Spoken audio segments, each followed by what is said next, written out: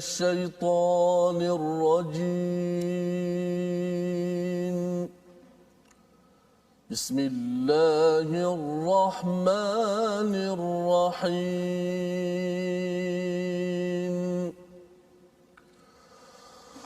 قال إن الله اصطفاه عليكم وزاده بسطة في العلم والجسم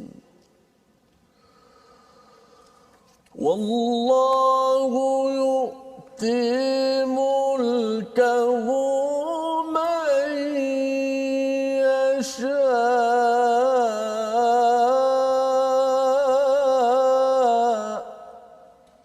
والله واسع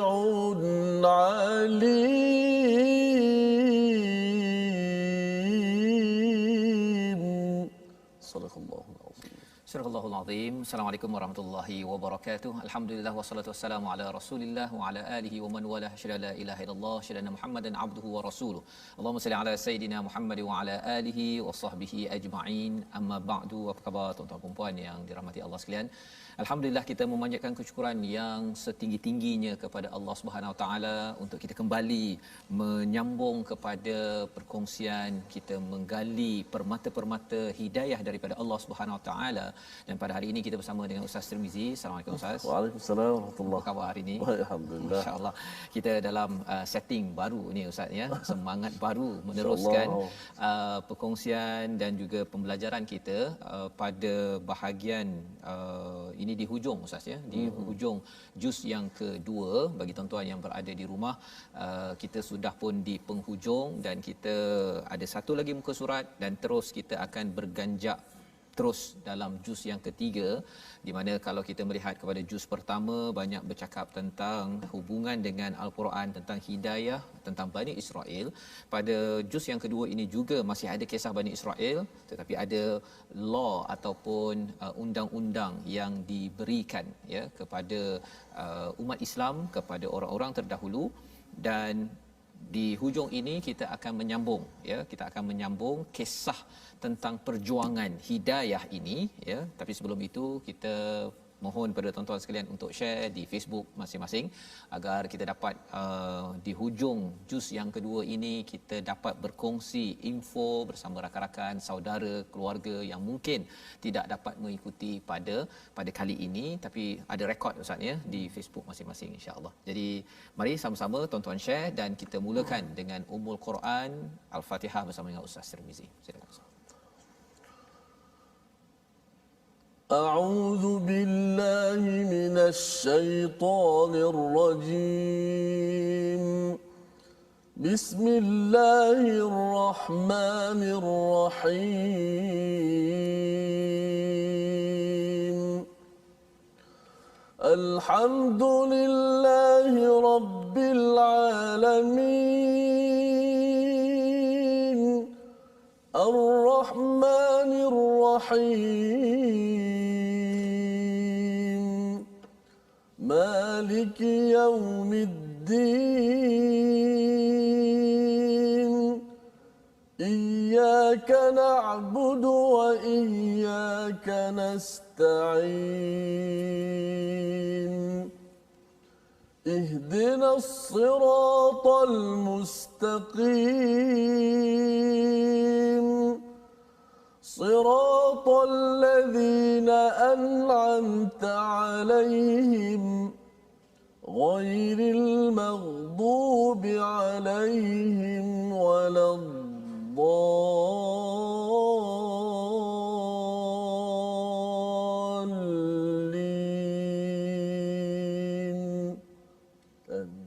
Amin amin ya rabbal alamin. Terima kasih saya ucapkan pada Ustaz Tirmizi dengan memulakan Ummul Quran bersama dengan tuan-tuan sekalian. Kita melihat pengulangan As-Sab'ul Mathani, 7 ayat yang berulang-ulang ini ada kaitan dengan apa? Ada kaitan dengan pedoman hidayah berkaitan dengan tauhid, berkaitan dengan ibadah dan juga berkaitan dengan akhlak, sirat jalan kehidupan kita, lifestyle kehidupan kita pada ayat ihdinas siratal mustaqim siratal ladzina an'amta alaihim ghairil maghdubi alaihim waladdallin. Kita nak jadi orang yang diberi nikmat, bukan yang dimurkai, bukan yang disesatkan.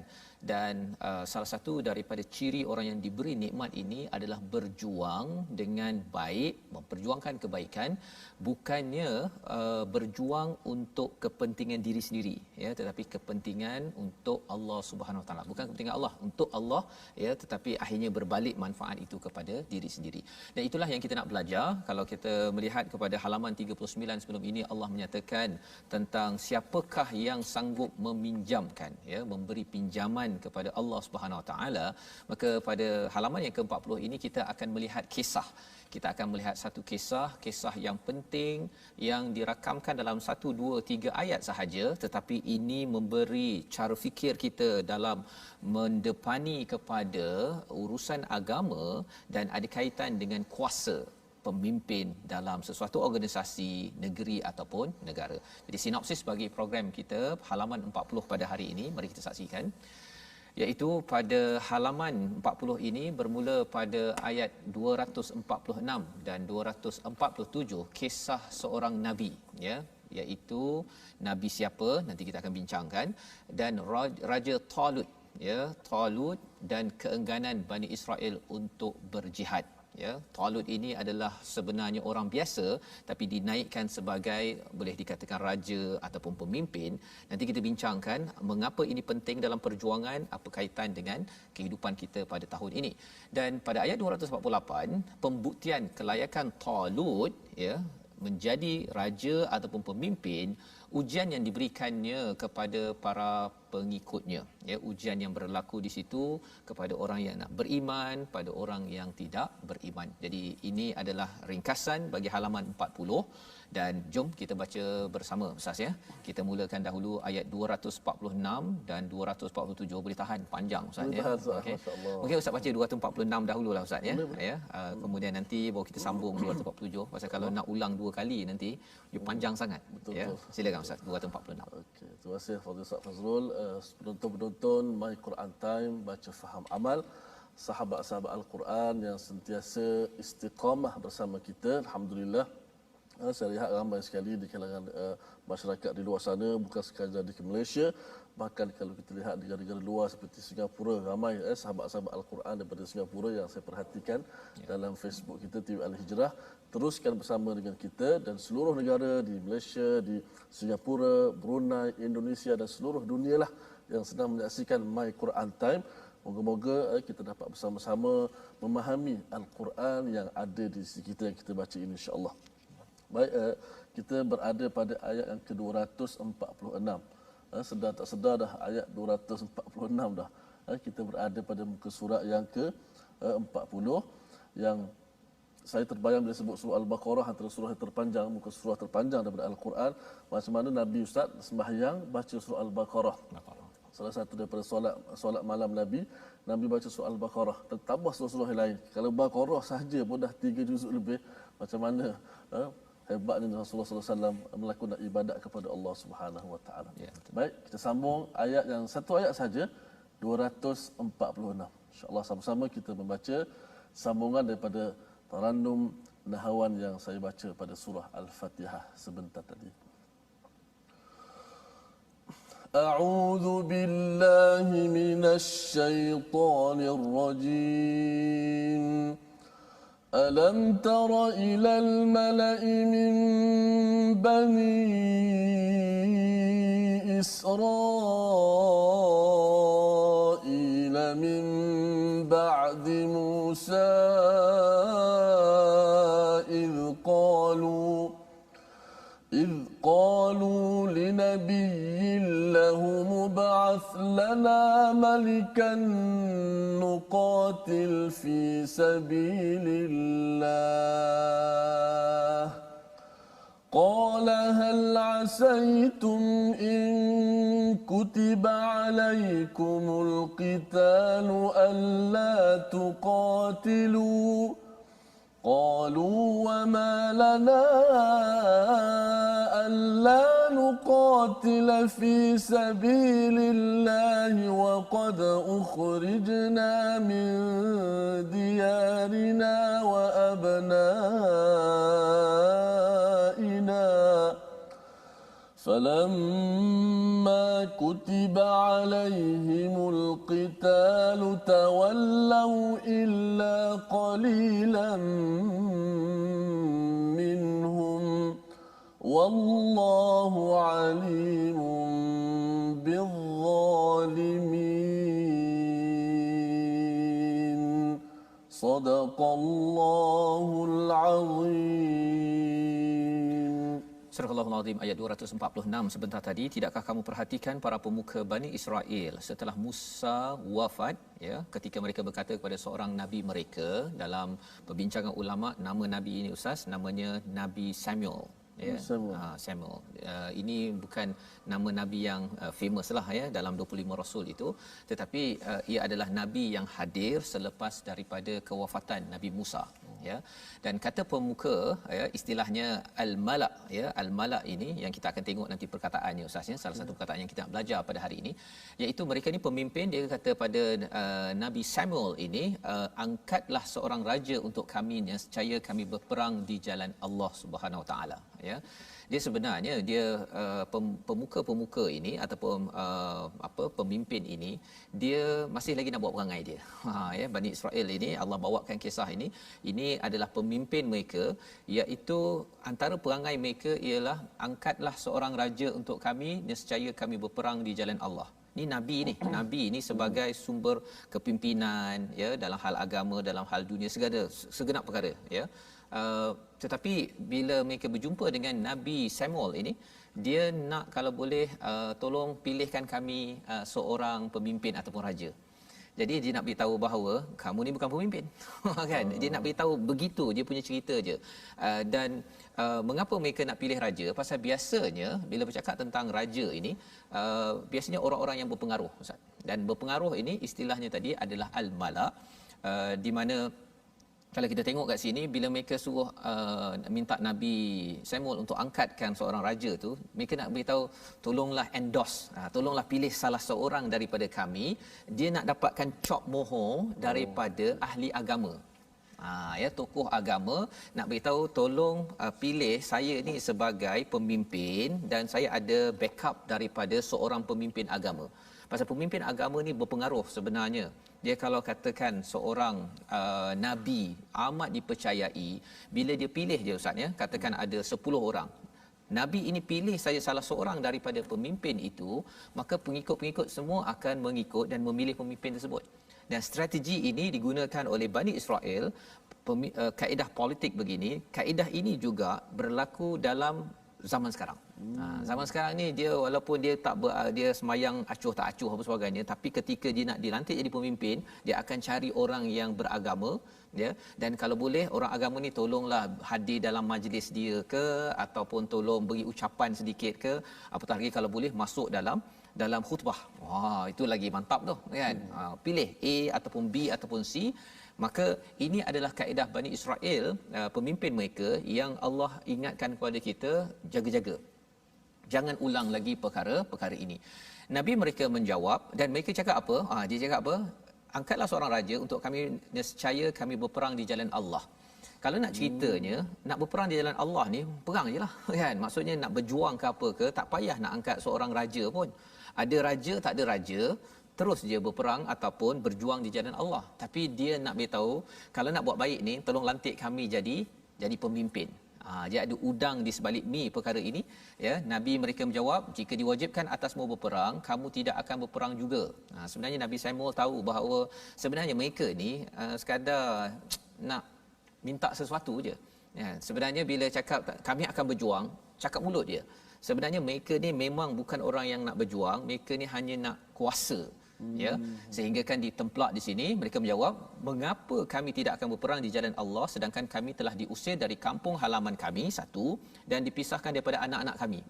Kalau kita perasan Ustaz, ya, mereka berjuang bukan kerana Allah. Mereka berjuang kerana kami ini telah diusir, dan kerana apa? Kami dipisahkan daripada anak-anak kami. Sebabnya itu bukan fi sabilillah.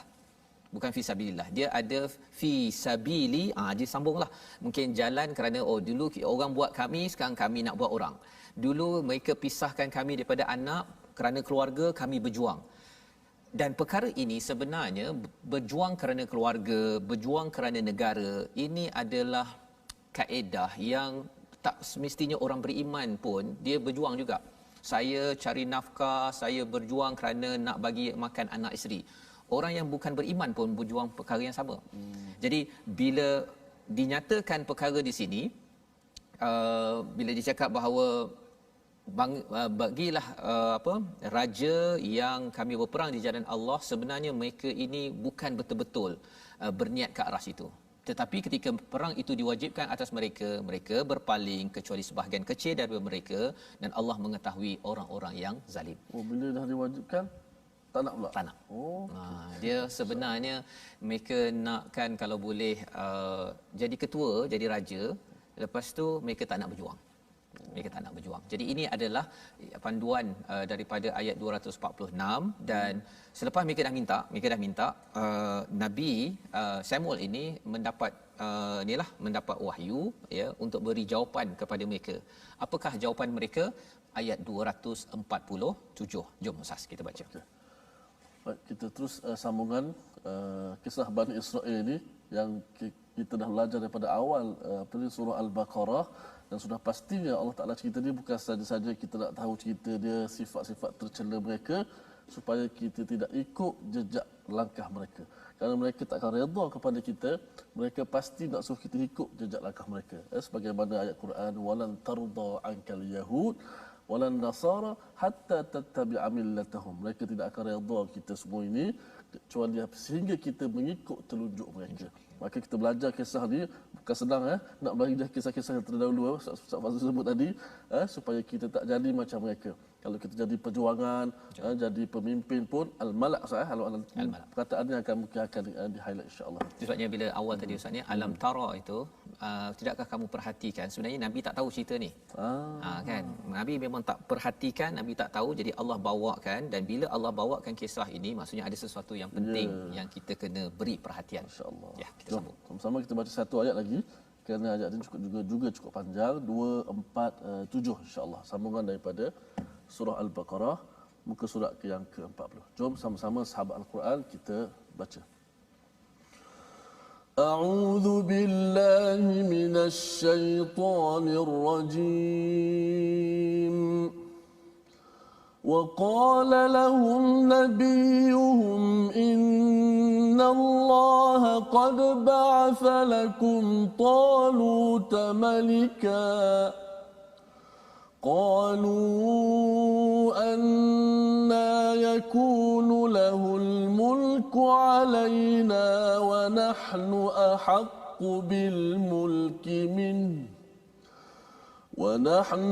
أحق بالملك منه ولم يؤت سعة من المال قال إن الله اصطفاه عليكم وزاده بسطة في العلم والجسم والله يؤتي ملكه من يشاء والله واسع عليم صدق الله العظيم. Surah Al-Allahul Azim. Terima kasih Ustaz ya. Ayat 247 itu, dan Nabi mereka, Nabi Samuel itu berkata kepada mereka, sesungguhnya Allah telah mengangkat Talut menjadi rajamu. Mereka minta tadi kan, dia tak beritahu pilihlah di kalangan kami ya. Itu strategi Ustaznya, cara orang politik bercakap kadang-kadang manis. Okey, pilihlah, kami nak berjuang di jalan Tuhan ini kan. Kemudian bila jawapannya keluar, jawapannya apa? Talut menjadi rajamu. Talut menjadi rajamu. Siapa Talut ya? Mereka menjawab, bagaimana Talut mendapat memerintah ke atas kami sedangkan kami lebih berhak ke atas kerajaan itu daripadanya dan dia tidak diberi kekayaan yang banyak. Kita dah tahu dah siapa Talut ini Ustaz ya. Kalau kita ikutkan kepada riwayatnya tentang Talut ini adalah seorang yang miskin ya, seorang yang orang biasa-biasa, bukan di kalangan malak. Bukan orang yang selama ini melobi. Malak ini nanti kita akan tengok maksudnya memenuhi, tapi kita akan tengok selepas ini. Banyak perkataan malak dalam Quran Banyak perkataan malak ya. Jadi mereka ni bukan geng malak. Mana juga al-malak ni juga termasuk pemimpin politik. Malak ni juga orang-orang berpengaruh politik pengaruh. Pemimpin politik, pemimpin ekonomi. Kadang-kadang dia bukan pemimpin politik, dia pemimpin ekonomi. Dia ada duit apa sebagainya, dia boleh mempengaruhi orang ramai dan juga pemimpin politik. Okey, jadi dia tak jadi geng ini. Talut ni orang biasa-biasa. Orang biasa-biasa. Jadi bila Nabi Samuel berkata, sesungguhnya Allah telah memilih ataupun qad ba'atha lakum taluta malika, ya. Bila istilah ba'atha ini maksudnya ia dibangkitkan tiba-tiba, macam kita nanti hari bi'atha ataupun nabi di bu'ithu kan, dibangkitkan. Dia tiba-tiba sahaja nabi bangkit dan menjadi rasul, ya. Jadi dalam kes ini Talut ni daripada tak semena-mena lah istilahnya ya, bukan daripada orang-orang elit, bukan daripada orang-orang pemuka ini. Dia dihantar ataupun dibangkitkan, diutus sebagai pemimpin mengikut kepada daripada wahyu yang sampai pada Nabi Samuel. Jadi orang-orang yang malak ini, orang elit lah, kalau kita letakkan orang elit ini, dia kata apa pasal pula Talut jadi memerintah ke atas kami, sedangkan kami lebih berhak ke atas kerajaan itu daripadanya dan dia tidak ada harta. Jadi dua perkara. Satu, mereka kata mereka yang lebih berhak. Yang keduanya, Talut ini miskin. Istilah yang digunakan di sini, walam yu'ta sa'atan minal mal, kan, walam dia tak pernah hadir sa'atan ini maksudnya macam sekelumit daripada harta. Betapa dalam perkataannya itu dia menghina kepada Talut. Jadi Nabi Samuel kata innallaha astafah, ya. Perkataan yang kita dah belajar sebelum ini berkaitan dengan istafahu, Mustafa. Ada beza dengan ishtaba. Ishtaba ni pilih dengan sebab, kan, kerana dia ada karakter begini, maka dia dipilih. Tetapi kalau Mustafa, istafahu ini maksudnya Allah pilih. Allah punya hal. Ada satu ayat tu saya ingat Ustaz, innallaha astafa Adam wa Nuhan wa Ibrahim. Mana perkataan Allah pilih tu? Allah pilih. Dan tak boleh tanya mengapa Allah pilih. Macam kita lah Ustaz ya, kalau kita pergi ke kedai, orang kata nak makan kuih tiaw ke nak makan mi goreng, kan. Betul, kita pilih kuih tiaw. Tak boleh pula orang tanya apa pasal nak pilih kuih tiaw, mengapa tak pilih mi goreng, tak. Kita punya pasal kan. Jadi ini Allah punya hak memilih. Dan selepas itu bercakap tentang qalu anna yakunu lahul mulk, dia tak ada, wa nahnu ahaqqu, kami ini yang sepatutnya, dia tidak ada harta. Jadi Allah menambahkan lagi, Allah dah pilih satu dan Allah tambah kepada Talut ini bastatan fil ilmi wal jism, ya, kelapangan dari segi ilmu Talut ini luas, dan juga jism dia, ya. Kalau ikutkan nama Talut ini daripada bahasa Hebrew Ustaz ya, dia ada kaitan dengan tal, ya, tawil, iaitu tinggi. Dia memang orang yang paling tinggi pada waktu itu. Jadi nak berperang sudah tentu badan yang sado, okey. Dalam masa yang sama dia ada ilmu. Kalau kuat macam mana pun tapi tak ada ilmu untuk memimpin strategi, tak boleh pakai juga. Ada strategi tapi orangnya kecil, kan. Kalau orang macam saya mungkin tak dapatlah tu, kan. Pasal dia mesti ada dia punya kompetensi, dia punya kemahirannya dan juga dia punya kelayakan, integriti je dalam memimpin. Maka daripada ayat ini Allah akhirkan sekali lagi penekanan kepada pemuka Bani Israel ini, wallahu yu'ti mulkahu man yasha, ya. Allah nak bagi kuasa ini ikut Allah, kan. Allah tekankan perkara itu pasal apa? Pasal Allah Maha luas, Allah Maha mengetahui siapa yang layak. Apa yang kita belajar daripada sini sudah tentu ada kaitan dengan cara memilih pemimpin, bukannya kerana dia ni kumpulan elit. Pasal dia pandai lobby, okey, dia jadi pemimpin, bukan, ya.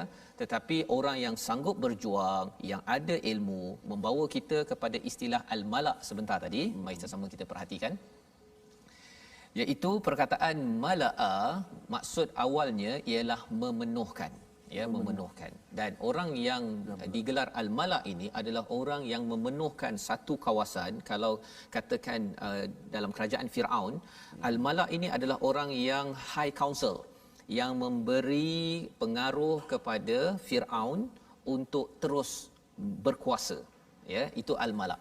Dan al-malak ini dia memenuhkan pemimpin-pemimpin yang ada, dan dalam konteks dalam kisah ini, mereka ini adalah orang-orang yang berpengaruh, ya, berpengaruh, dan dia sentiasa cuba untuk mendapatkan kuasa walau dengan apa cara sekalipun. Maknanya perkataan malak dalam Quran ni lebih kepada pemimpin yang agak disebahkan kepada yang nak kuasa, berebut kuasa.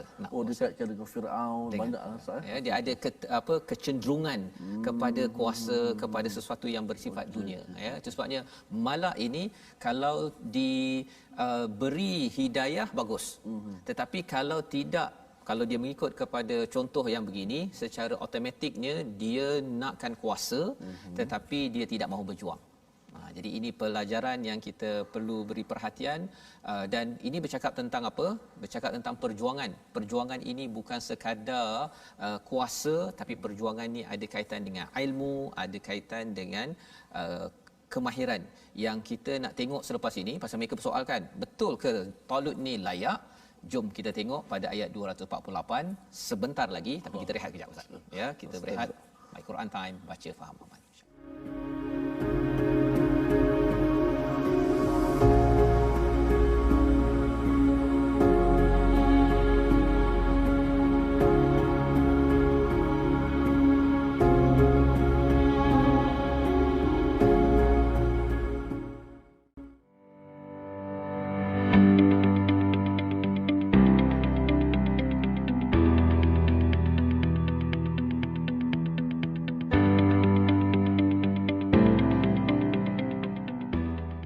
Alhamdulillah, kita kembali dalam My Quran Time, baca faham amal. Alhamdulillah, kita dah belajar beberapa perkara penting dalam muka surat yang ke-40 hari ini. Sudah pastilah perkataan al-malak sebentar tadilah, yang saya sendiri pun baru faham, baru belajar, sebab banyak perkataan al-malak bila kita baca Quran yang Allah Ta'ala gunakan dalam Al-Quran Al-Karim. Alhamdulillah. Baik, sebelum kita nak masuk segmen tajwid, insya-Allah saya nak mengajak semua rakan-rakan sahabat-sahabat Al-Quran untuk kita bertemu, untuk kita bersua ataupun bergabung di platform rasmi kita, yang mana kita ada dua akaun Facebook. Yang pertama, Sahabah Al-Quran My #Quran Time dan My #Quran Time. Sesudah kita juga boleh menonton di My Quran Time di YouTube, iaitu di My #Quran Time Official.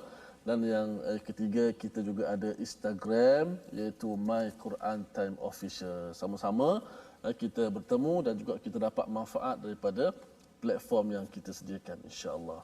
Baik, kita nak masuk berkenaan dengan segmen tajwid. Kita dah belajar berkenaan dengan hukum belajar tajwid, kepentingan belajar ilmu tajwid, faedah-faedah mempelajarinya, dan kita belajar berkenaan dengan kelebihan-kelebihan Al-Quran, adab-adab membaca Al-Quran. Kali ini kita nak masuk terus berkaitan dengan huruf-huruf Al-Quran. Sekarang kita dah nak mula belajar berkaitan dengan makhraj, sifat dan hukum-hukum tajwid yang biasa kita belajar. Kita masuk satu-satu. Hari ini insya-Allah kita akan membicarakan tentang huruf-huruf Al-Quran. Apa makna huruf? Dari sudut bahasa ialah hujung. Dari sudut istilah ilmu tajwid, ialah istilahnya, iaitu apa yang dimaksudkan dengan huruf ialah suara ataupun bunyi huruf yang berpegang ataupun berpaut pada makhraj. Itu maksud huruf. Itu suara ataupun bunyi huruf yang berpegang ataupun berpaut pada makhraj tersebut. Itu disebut sebagai huruf Al-Quran. Huruf-huruf dimaknakan sebagai huruf. Huruf-huruf Al-Quran juga dikenali sebagai huruf hijaiyah. Biasa kita dengar huruf apa? Huruf hijaiyah. Huruf hijaiyah ini jugalah disebut sebagai huruf Arabiyah. Huruf Arabiyah. Dan huruf-huruf inilah disebut sebagai huruf-huruf Al-Quran yang kita baca Al-Quran bermula daripada alif, ba, ta sampai ya, yang ada beberapa huruf. InsyaAllah kita akan bicarakan pula selepas ini berkenaan berapakah jumlah sebenar huruf-huruf hijaiyah ini. Adakah di sana ada khilaf dan sebagainya. Huruf-huruf yang kita belajar inilah yang kita membaca Al-Quran Karim. Mudah-mudahan ia bermanfaat, insya-Allah. Terima kasih. Serah kembali kepada Ustaz Fazrul. Okey, baik, alhamdulillah ya, kita berkenalan dengan huruf hijaiyah tadi Ustaz ya. Huruf hijaiyah ni penting. Saya ada baca daripada Al-Asfahani, dia bercakap tentang amanah ya. Biasanya kita cakap amanah ni amanah yang biasa kita faham kan. Rupanya salah satu daripada amanah ini ialah belajar huruf hijaiyah. Saya pun pelik juga ya, tapi nanti mungkin kita akan menuju ke arah situ. Lantaran huruf hijaiyah ini bukan sekadar satu pelajaran ringkas ataupun begitu-begitu sahaja kan, tapi sebenarnya di sebalik huruf hijaiyah dia ada kaitan dengan Al-Quran, dan Al-Quran ini adalah amanah yang besar yang Allah berikan sebagai fadl, sebagai kurniaan daripada Allah. Dan kalau kita tak belajar huruf hijaiyah itu, kita mungkin tidak mampu memegang amanah yang besar Allah berikan kepada kita. Jadi kita nak teruskan ya, daripada ayat 248 tadi kita dah berbincang Ustaz ya, berkaitan dengan bagaimana pengurusan perjuangan, di mana perjuangan yang sebenar-benarnya bukanlah perjuangan untuk kuasa, dan apatah lagi kuasa itu mengambil kesempatan daripada agama, tetapi sebenarnya perjuangan agama ini adalah memperjuangkan nasib semua orang, tidak boleh menjadi orang yang zalim pada ayat 246. Dan pada ayat 247 tadi Allah menyatakan tentang kalau Allah nak pilih, Allah boleh pilih siapa sahaja, orang yang elit ke tak elit ke Allah boleh angkat. Yang pentingnya ialah kita membawa mesej Allah di dalam kehidupan kita. Jadi orang-orang pemuka tadi, al-malak tadi itu dia bertanya, ini kami tak puas hati. Tolong berikan bukti bahawa memang Talut ini yang paling layak. Ya, itu respon mereka.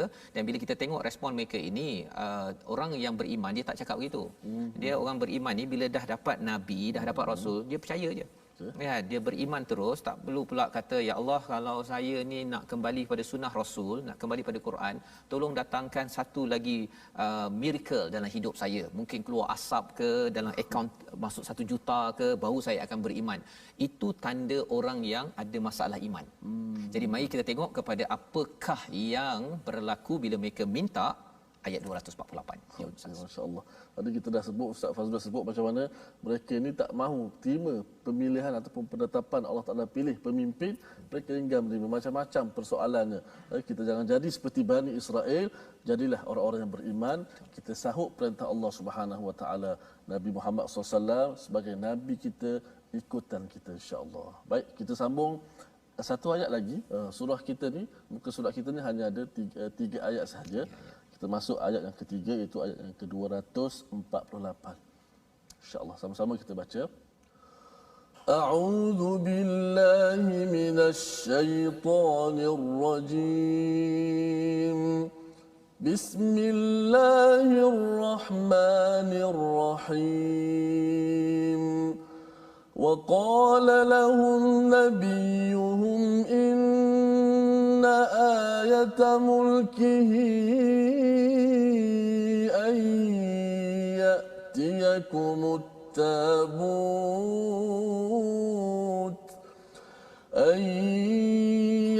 يأتيكم التابوت فيه سكينة من ربكم وبقية مما ترك آل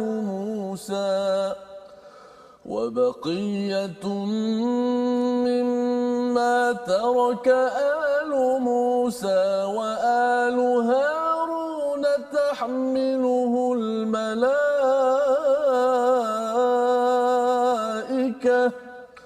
إن في ذلك لآية لكم إن كنتم مؤمنين. صدق الله العظيم. Surah Al-Azim ayat 248, dan Nabi mereka berkata kepada mereka, sesungguhnya tanda-tanda kerajaannya ialah datangnya tabut. Maksudnya tabut kepadamu yang di dalamnya terdapat ketenangan dari Tuhanmu dan sisa peninggalan keluarga Musa dan keluarga Harun yang dibawa oleh malaikat.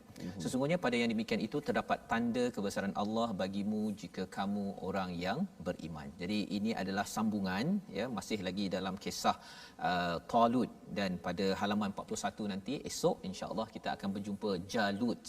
Jalut ya. Itu ketua musuh Talut sebagai pemimpin pada waktu itu. Jadi kalau tafsir Ibn Kathir mengatakan Talut ini adalah seorang pengangkut air, ada pendapat Talut adalah seorang penyamak kulit. Ini tafsir Ibn Kathir, ya, pendapat ulama. Jadi yang pentingnya perlu kita faham bahawa Talut ini diberikan apa? Dia dipilih, ya, berdasarkan ayat 247, dan juga ditambahkan ilmu dan juga tubuh yang bastah, iaitu yang diluaskan ataupun dilebihkan, ada kelebihan yang tersendiri. Ini ciri memilih pemimpin, maksudnya. Maksudnya satu ilmu, ada kemahiran, dan yang keduanya dia ada kecekapan untuk melaksanakan tugas-tugas yang ada. Dia kalau katakan pemimpin tu dah lemah, ya, ataupun dia tidak berfikir dengan bagus, malah orang lain yang kena mengajar dia untuk merancang strategi, itu memang tak layak jadi pemimpin. Ya, apatah lagi kalau jisimnya itu kecil, ya, badannya, ataupun dia tidak kuat untuk berjuang ke hadapan, seperti mana Malak sebentar tadi. Mereka ini mungkinlah kalau nak cakap strategi ada, ya, tetapi strategi pun tak berapa ada juga tadi. Disebabkan apa? Kerana keutamaan mereka adalah keluarga dan negeri negara mereka, bukannya perjuangan kerana Allah. Bila tak berjuang kerana Allah ini tak dapat bantuan daripada Allah yang wasi', yang alim, ya, Allah yang maha luas, ya, maha mengetahui. Allah maha luas kuasanya. Jadi kalau kita berjuang pada jalan Allah, Allah boleh saja beri kuasa beri bantuan kepada pemimpin yang ada. Dan kalau kita berjuang kerana Allah yang maha mengetahui, Allah akan berikan ilmu-ilmu yang kita tidak tahu menguruskan kepimpinan kita. Baik. Jadi pada ayat 248 ini, bila mereka nakkan bukti, nak menguatkan lagi, Nabi Samuel menyatakan sesungguhnya tanda-tanda kerajaannya, maksudnya ia dipilih oleh Allah, dipilih oleh Tuhan, datangnya tabut. Tabut ini adalah peti, ustaz, ya, lebih kurang beginilah. Macam kotak ni, tapi besar sikitlah, ya. Dia katanya dua begitulah, 2 kali 3, besar juga, ya. Dan tabut ini pernah berlaku pada zaman Nabi Musa. Itu Nabi Musa diletakkan dalam tabut, dalam peti, kan. Dan tabut ini bila bercakap tentang tabut adalah salah satu daripada kebesaran Allah SWT, di mana padanya itu ada sakinah, ada ketenangan. Jadi mungkin kita tanya, apa kaitan peti tersebut, apa ada dalam peti tersebut dengan ketenangan? Dia sebenarnya kalau kita zaman sekarang, ustaz, kita ada Kaabah, kita ada apa lagi? Kita ada contohnya Masjidil Haram. Kalau kita pergi ke Masjid Nabawi itu, kita tengok ke Raudah contohnya. Semua perkara-perkara tersebut adalah artifak ataupun perkara-perkara fizikal, tapi dia bukan suci. Bukannya kalau Bani Israel itu, dia bila dapat tabut peti dia tu, dia sampai nak menyembah. Kalau kita tengok dekat Kaabah tu, sepatutnya Kaabah itu untuk kita tawaf, kan. Dia adalah makhluk biasa je, kan. Tetapi ada orang yang menangis-nangis sampai mesti kena sentuh Kaabah. Dia sanggup bergaduh untuk pastikan dia dia meraung-raung dekat Kaabah ke contohnya, kan, ataupun yang sanggup tolak orang untuk pastikan Hajar Aswad dapat dicium, ya. Sebenarnya itu dah melampau. Maknanya Kaabah kalau tak ada pun kita tetap memandang ke arah itu dari sudut kiblat, kan. Kiblat Menyatukan kiblat tu. Sama. Dan juga kalau Hajar Aswad kita tak dapat nak cium pun, ustaz, ya. Maksudnya kita lambai sahaja pun, kan, dengan kita kucup itu pun dah memadai, ya. Jadi ada sunnah yang tertentu dalam menghadapi, mendepani kepada masyair ataupun syiar-syiar ini, ya. Dalam Bani Israel tabut, ya. Apa ada dalam tabut tersebut, ya, dinyatakan di sini, iaitu mir rabbikum wa baqiyatum mimma taraka alu Musa wa alu Harun. Ada tinggalan daripada keluarga Musa dan keluarga Harun. Apa yang dibahaskan oleh ulama, dalamnya ada asa, tongkat Nabi Musa. ada apa lagi, ada mana wasalwa itu ya, yang burung tu tak adalah, tapi salwa yang apa, dia punya bijian itu ada dalam tabut tersebut. Kemudian ada apa lagi, Taurat ada dalam tabut tersebut. Jadi tabut ini hilang. Tabut ini hilang ketika mereka bergaduh-gaduh apa sebagainya ini, ia hilang sampai ke Palestin, dan kemudian bila sampai zaman Talut, dia hadir kembali. Siapa yang bawakan, kalau ikutkan pada riwayat, bila dia sampai pada orang-orang yang musyrik, bila ada tabut tersebut ada halilintar, ada banjir. Jadi orang kata kalau kita pegang tabut ini, dia apa? Dia membawa bala. Jadi akhirnya mereka letak atas satu kereta lembu, ya, lembulah, ada lembu, tak ada orang yang mengenderainya. Dia letak saja, biar je lembu tu berjalan. Tapi sebenarnya lembu ustaznya kalau dia jalan, kadang-kadang dia pergi sepak je ke, dia pergi ke hutan ke apa ke, sebenarnya bukan sekadar dia berjalan begitu sahaja, ada apa? Tahmiluhul malaikah. Ya, dibawa oleh para malaikat kembali balik kepada rumah Talut. Ya, daripada rumah Talut. Pasal waktu itu kalau orang bawa apa barang dagangan, mudah aja. Ada orang pun dia pergi sapu sekali isi dagangan. Ini tak ada orang, sepatutnya boleh habis je tabut tersebut tak selamat, tetapi kerana ia tahmiluhu al-malaikah sampai ke rumah Talut, dan akhirnya mereka nampak kepada tabut tersebut. Bagi Bani Israel, tabut ini seperti Hajar Aswad. Kita bayangkan Ustaz ya, Hajar Aswad kena curi macam mana? Insya-Allah. Kan? Mesti orang Islam akan buat macam mana sekalipun, mesti buat sesuatu. Ya, ataupun Kaabah kena curi, kan, ataupun kena runtuhkan, mesti kita akan buat sesuatu. Bukan kita menjadikan ia Tuhan, tetapi itu sebagai syiar. Sebagai syiar penting. Macam kalau ada bendera tu sesebuah negara, kalau orang pijak sahaja pun, betul, kerajaan akan buat sesuatu, kerana ia lambang besar, lambang besar, ya, lambang, tetapi dia bukan Tuhan. Dia sebagai lambang kedaulatan, lambang kepada sesuatu. Kalau tabut ini lambang kepada agama Allah Subhanahu Wa Taala, ya. Jadi di sini Allah hujungkan dengan inna fi dzalika laayatan lakum in kuntum mu'minin. Sesungguhnya pada yang demikian itu terdapat tanda kebesaran Allah bagimu jika kamu orang yang beriman. Ada situ in kuntum mu'minin. Ya, perkataan key yang perlu kita beri perhatian, kata kunci pada ayat ini, perkataan fihi sakinah sebentar tadi Ustaz. Fihi sakinah ini sebenarnya ada dinyatakan pada surah At-Taubah ataupun dalam surah Ali Imran. Cerita pasal perang. Cerita pasal perang. Syarat kemenangan perang di dalam peristiwa Badar ataupun dalam perang lain yang umat Islam menang, salah satunya Allah bagi sakinah. Beri sakinah. Jadi apa maksud sakinah? Kalau dalam perang pada zaman Rasulullah tu ada yang sampai mereka tidur kan dalam keadaan tenang, dan lepas itu mereka boleh berperang dengan rasa yakin dengan bantuan Allah Subhanahu Allah Taala kurniakan ketenangan dalam diri. Bukan senang Ustaz, sebab dalam keadaan perang ni mana orang boleh tidur, tapi Allah Taala berikan berehat, boleh dapat ketenangan, sakinah. Wallahu a'lam. Jadi bila ada perkataan itu di sini, bila Allah bagi tabut fihi sakinah, itu tandanya kalau perang ini dipimpin oleh Talut yang dapat tabut sebagai bukti bahawa dia pilihan Allah, insya-Allah boleh menang. Kita tak masuk perang lagi ni. Kita baru intro. Pasal besok insya-Allah kita akan tengok bagaimana perjuangan Talut melawan Jalut. Dan di dalam ayat ini kalau kita lihat kepada istilah inna fi dzalika laayatan lakum in kuntum mu'minin, perkataan in kuntum mu'minin itu penting Ustaz.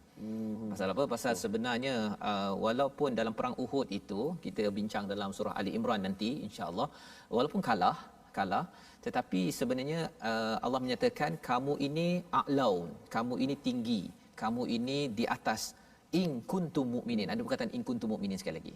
Nak ceritanya apa? Nak ceritanya ialah bagi orang yang beriman, dia tahu bahawa tabut ada kaitan dengan memilih ketua yang dipilih oleh Allah dan nanti akan menang. Itu kalau orang beriman. Tapi kalau orang yang tak beriman, macam pemuka Bani Israel tadi itu, dia tak nak percaya, ya, dia rasakan bahawa kami lebih layak, kami ini boleh merancang strategi untuk menang tanpa bergantung kepada Allah Subhanahu Wa Taala. Sebenarnya dah tak lama tu. Dan ini mesej kepada siapa? Mesej kepada kita semua yang memimpin. Sebenarnya kalau memimpin, kalau gunakan agama, menunggang agama untuk dilantik sebagai pemimpin, ataupun memimpin bukan kerana perjuangan agama tetapi kerana perjuangan kemanusiaan, kebajikan, ataupun pasal tanah air kita semata-mata, sebenarnya Allah tak bantu. Urus sendiri. Tetapi kalau katakan kita berdasarkan kepada keimanan pada Allah SWT, maka itulah yang akan kita baca pada hari esok, bagaimana kemenangan yang diberikan oleh Allah kepada tentera Talut yang bersama dengan Nabi Daud. Jadi ini adalah kandungan bagi halaman 40, ayatnya panjang Ustaz ya. Mungkin Ustaz ada komentar sedikit dari segi isi ataupun dari segi mungkin tajwid juga dalam halaman ini. Sila Ustaz. Okey, boleh kita fokus sedikit pada ayat yang ke 248 sebentar tadi. Kita tengok pada satu ayat yang perkataan wabaqiyah. Okay. Wabaqiyah. Wa qala lahum nabiyuhum inna ayata mulkihi ay ya'tiyakumut tabutu fihi sakinatun min rabbikum wabaqiyah. Ada huruf qaf yang berbaris di bawah kat situ. Wabaqiyah. Qaf itu walaupun dia huruf qaf, maksudnya kita kesalahan yang boleh berlaku ialah menukarkan qaf pada kaf. Bila dia renyah sikit qaf, dia jadi kaf. Umpama wa baqiyah tu qaf. Tapi kalau dia buat wa baqi jadi kaf. Sikit saja huruf tu berbeza tadi. Makhrajnya dekat pada pangkal lidah. Tetapi sifatnya berbeza. Qaf dia agak tebal, kaf dia nipis sedikit. Nipislah sifat dia. Jadi itu yang perlu diberi penekanan Ustaz ya. Wa baqiyatun mimma taraka alu Musa. Ustaz, saya nak tanya satu soalan biasa. Jangan saya tanya ni, tapi nak tanya juga pasal bila bincang timbul persoalan, mungkin dapat sama-sama penonton ambil manfaat. Hebat pada ayat disebut sini, inna fi dzalika laayatan lakum in kuntum mu'minin. Jika kamu betul-betul orang-orang beriman. Macam ada satu mesej kat situ Allah Taala nak beritahu kepada kita, Ustaz. Ya, betul. Di situ kalau Ustaz lihat inna fi dzalika la ayah, bila kita jumpa perkataan ayah sahaja dalam al-Quran, dia bukan macam ayat bahasa Melayu. Ayat-ayat kan. Ayat bahasa Melayu kalau kita cakap saya makan nasi contohnya, satu ayat yang penuh. Tetapi di dalam al-Quran ayat ini dia boleh sahaja alif lam mim, satu ayat. Satu ayat. Ataupun boleh sahaja katakan ayat kursi contohnya, Allahu la ilaha illa huwal hayyul qayyum la ta'khudhuhu sinatun wala naum, kan panjang tu kan. Itu baru satu ayat. Ayat. Jadi ayat ini sebenarnya apa? Ayat ini adalah bukti yang menjadikan hati kita ini rasa kebesaran Allah Subhanahu taala. Jadi kalau kita tengok pada ayat ini, apa yang hebatnya kebesaran Allah dalam ayat ini? Salah satunya apa? Kehilangan tabut itu, mengapa hilang? Kerana di situ ada mesej yang penting. Orang-orang Bani Israel tidak committed pada agama, ya, maka mereka kacau bilau, mereka tidak dapat sakinah, mereka kalah. Ini kan selepas peristiwa Nabi Musa wafat. Mereka ini dah 40 tahun berlega-lega, ya, tak boleh masuk ke Palestin itu kerana mereka ni buat perangai. Mereka buat perangai dan akhirnya Nabi Musa meninggal, wafat, kemudian dipimpin oleh Nabi Samuel ini. Ketika Nabi Samuel ini memimpin pun mereka buat perangai lagi. Ya, jadi buat perangai ini, degil kepada Allah ini, dia menyebabkan apa? Menyebabkan mana-mana kelebihan yang Allah bagi kepada Bani Israel, Allah tarik semula. Tarik, dan kemudian Allah akan kembalikan balik seperti mana Talut ini yang ada kelayakan untuk memimpin. Mesej untuk kita sebenarnya ialah sekarang Ustaz ya, masjid kita baru dapat sebahagian. Kan? Masjidil Haram walaupun tak hilang, tapi sebenarnya satu dunia kehilangan Masjidil Haram, tak boleh pergi haji dan juga umrah. Allah tarik sekejap kerana apa? Kerana ada sesuatu mesej yang Allah tengah sampaikan. Iaitu apa? Kita kena kembali balik kepada perjuangan berteraskan hidayah daripada ayat-ayat Allah. Ya, bila kita tengok balik, boleh pula Allah kembalikan balik tabut itu yang dah hilang. Kan? Letak atas lembu, boleh pula lembu tu cari sampai kepada Talut sebentar tadi. Kalau fikir-fikir balik, dah hilang je lah. Kan? Tapi Allah boleh buat, dan mesej kepada kita sebenarnya malaikat sudah bersedia untuk bekerja ikut perintah Allah untuk umat Islam dapat semua balik semula. Tapi syaratnya adalah apa? In kuntum mukminin.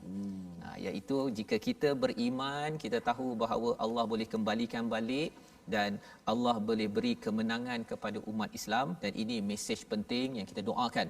Kita doakan kita ketika memimpin jangan guna menunggang agama, ya. Kita memimpin untuk menaikkan agama, itu adalah doa yang kita ingin sama-sama panjatkan. Tapi mari kita tengok resolusi akhir kita pada halaman 40. Bagi ayat 246, apa yang boleh kita belajar? Utamakan Allah dalam urusan harian, jangan dicampur adukkan, jangan ditunggang hal agama, terutama dalam urusan-urusan kepimpinan. Yang pertama. Yang kedua, terima insan kerana kelayakannya di sisi Allah, ya, kerana ilmu, kerana kemahiran yang ada, bukan kelayakan yang dilihat di sisi manusia.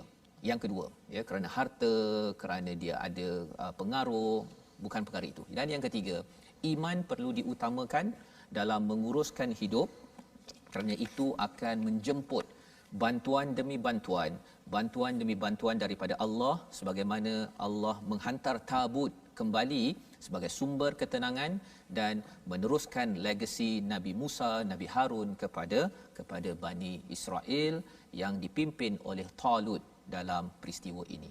Jadi Ustaz, mari sama-sama kita berdoa ke arah sini insya-Allah. Bismillahirrahmanirrahim. Alhamdulillahi rabbil alamin. والصلاة والسلام على أشرف الأنبياء والمرسلين وعلى آله وصحبه أجمعين.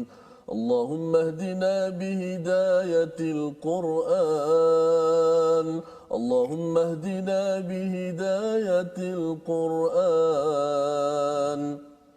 ونجنا من النيران بكرامة القرآن، وأكرمنا بكرامة القرآن يا رب العالمين. Ya Allah, ya Tuhan kami, Engkau kurniakanlah kepada kami pemimpin-pemimpin yang bertakwa, ya Allah. Ya Allah, kurniakanlah kepada kami pemimpin-pemimpin yang adil, ya Allah. Ya Allah, kurniakanlah kepada kami pemimpin-pemimpin yang mengutamakan perintah-Mu, ya Allah. Ya Allah, kurniakanlah kepada kami pemimpin-pemimpin yang mengangkat akan agama-Mu, ya Allah. Ya Allah, kurniakanlah kepada kami pemimpin-pemimpin yang amanah, yang jujur, ya Allah, yang kuat akan jiwanya, ya Allah. Ya Allah, kurniakanlah kepada kami keamanan dalam negara kami, ya Allah. Ya Allah, kurniakanlah kestabilan dalam arena politik dalam negara kami, ya Allah. Rabbana hab lana min azwajina wa dhurriyyatina qurrata a'yun waj'alna lil muttaqina imama. Wahai Tuhan kami, berilah kepada kami isteri-isteri dan zuriat keturunan kami perkara-perkara yang menyukakan hati kami melihatnya, dan jadikanlah kami imam ikutan bagi orang-orang yang bertakwa. Walhamdulillahirabbil alamin. Amin amin ya rabbal alamin.